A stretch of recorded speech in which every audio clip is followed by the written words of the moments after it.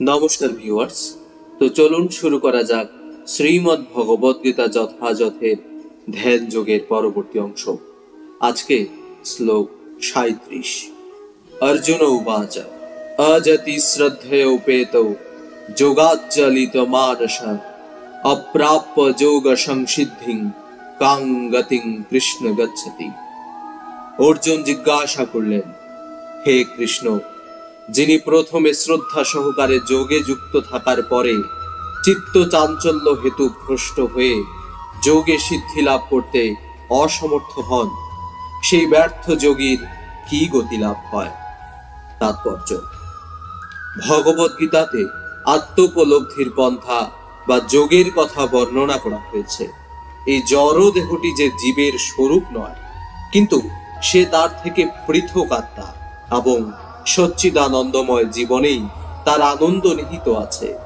এই জ্ঞানই হল আত্মোপলব্ধির মূল নীতি। এই স্বরূপ অপ্রাকৃত, তা জড় দেহ ও মনের অতীত। জ্ঞান যোগ, অষ্টাঙ্গ যোগ অথবা ভক্তি যোগের মাধ্যমে এই আত্মোপলব্ধির অন্বেষণ করতে হয়।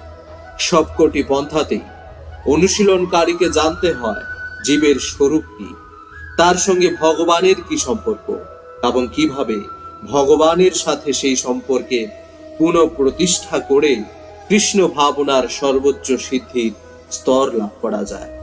এই তিনটি পথের যে কোনো একটিকে অবলম্বন করলে এক সময় না এক সময় গন্তব্যস্থলে পৌঁছানো যায়।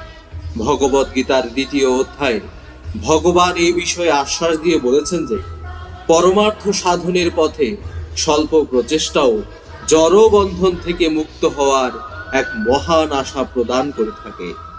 এই তিনটি পন্থার মধ্যে ভক্তি যোগী এই যোগের পক্ষে সর্বাপেক্ষা উপযোগী, কারণ ভগবানকে জানবার জন্য এটি সবচেয়ে সহজ পথ।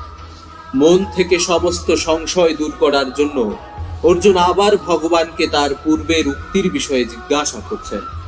যথেষ্ট নিষ্ঠার সঙ্গে আমরা আত্মোপলব্ধির পন্থা অবলম্বন করতে পারি, কিন্তু জ্ঞান যোগ ও অষ্টাঙ্গ যোগের পন্থা সাধারণত এই যুগে অত্যন্ত কঠিন।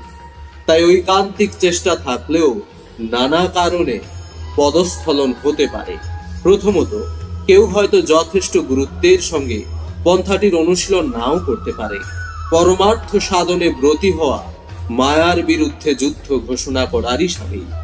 অতএব কেউ যখন জড় বন্ধন থেকে মুক্ত হওয়ার চেষ্টা করে, তখন মায়া বা জড় প্রকৃতি তাকে নানাভাবে প্রলোভিত করে পরাভূত করার চেষ্টা করে।